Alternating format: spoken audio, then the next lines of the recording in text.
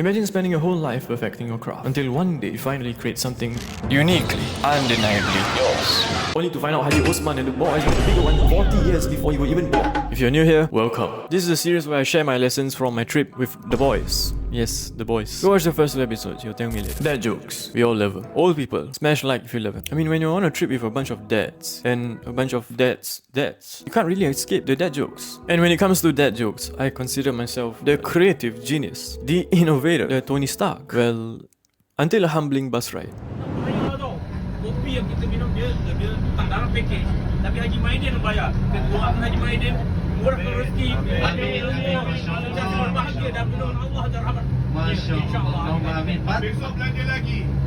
Not gonna lie, 1 year later, still gets me. Some of you may be thinking, Ibrahim, that's the exact same joke you'd make. And I'll say, spot on, Susan. And that realization was why I was so worried.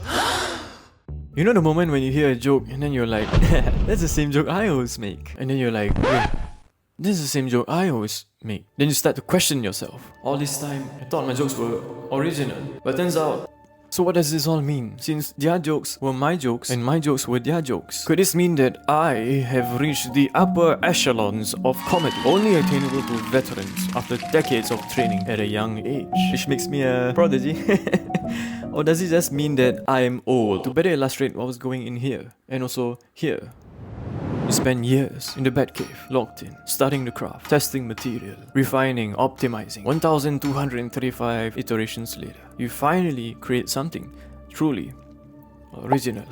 But then you hop on the bus and see Haji Osman and the boys doing the exact thing, but even bigger. Have I been a fraud all this time? Okay, maybe not to that extent, but here's where it gets interesting. The reason that moment hit me wasn't because the joke sounded familiar. It was because it made me realize how comfortable I had become. Somewhere along the way, I stopped looking at comedy as something that I was learning, but more of something that I had learned. If you ask me back then, Ibrahim, do you think you're funny? I'll probably say something like, if comedy is a type of martial art, thank God black belts are fashionable.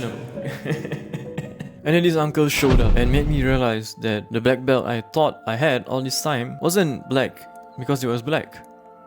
It was just leather.